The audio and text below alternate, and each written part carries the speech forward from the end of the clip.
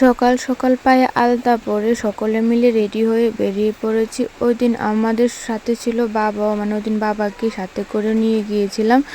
তো এই যে সকাল তাড়াতাড়ি করে আমরা সবাই মিলে বেরিয়ে পড়লাম। আমরা যাচ্ছিলাম হচ্ছে মাতার বাড়ি।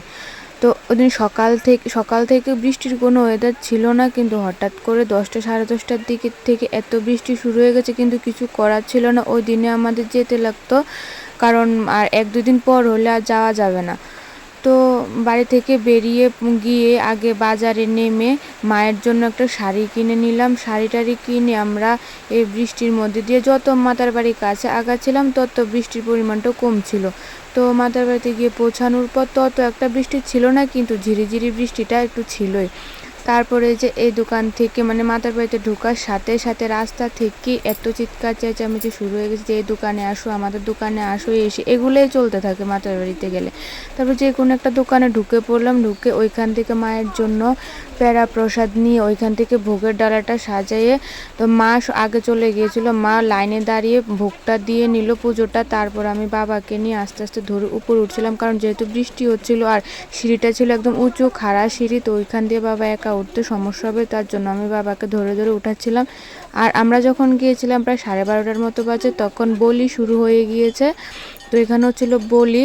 তারপর আমরা মাতার বাড়ির চারিপাশটা, উপরে মন্দিরের চারিপাশটা আমরা একটু ঘুরে দেখছিলাম, কারণ আগে ছিল একরকম, এখন পুরোটাই চেঞ্জ হয়ে গেছে। চারিপাশটা অন্যরকম ডিজাইন বানিয়েছে, একটা কচ্ছপের আকৃতি দিয়েছে মাতার বাড়ির চারিপাশটা, আগে কিন্তু এরকম ছিল না। আরও আগামী কয়েক বছর পর নিশ্চয় আরও সুন্দর হবে।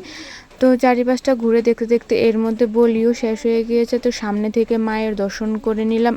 তারপর আমরা মায়ের দর্শন করার পর পেয়ে গেছিলাম ভোগের প্রসাদ মায়ের।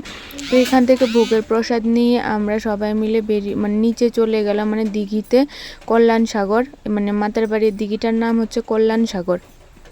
তো ওই দিন এত বৃষ্টি ছিল, কিন্তু এত বৃষ্টির মাঝখানেও মাতার বাড়িতে সবসময় এত লোক থাকে, ঝড় বৃষ্টি যতই যাই কিছু হয়ে যাক না কেন, বৃষ্টি মানুষ থাকবেই। তো ওইখান থেকে বিস্কিট কিনে নিলাম মাছগুলোকে খাওয়া দেওয়ার জন্য। ওই দিন মাছ তত দেখতে পাইনি, কিন্তু কচ্ছপ ছিল, 3-4টা কচ্ছপ দেখতে পেয়েছিলাম। তো এখানে কচ্ছপগুলোকে খাওয়া দিয়েছিলাম। মাছও ছিল, কিন্তু অন্যান্য দিন আরও বেশি থাকে, হয়তো পুজোর টাইমটা বেশি থাকে। আর তখন পুজোর টাইম পার হয়ে গিয়েছে, 1-1:30টার মতো বাজে, ওই জন্য হয়তো মাছগুলো তত ছিল না। তারপর এখানে কচ্ছপকে খাওয়া দেওয়ার পর আমরা চলে গিয়েছিলাম, এখানে আমরা খাচ্ছিল সবাই মিলে।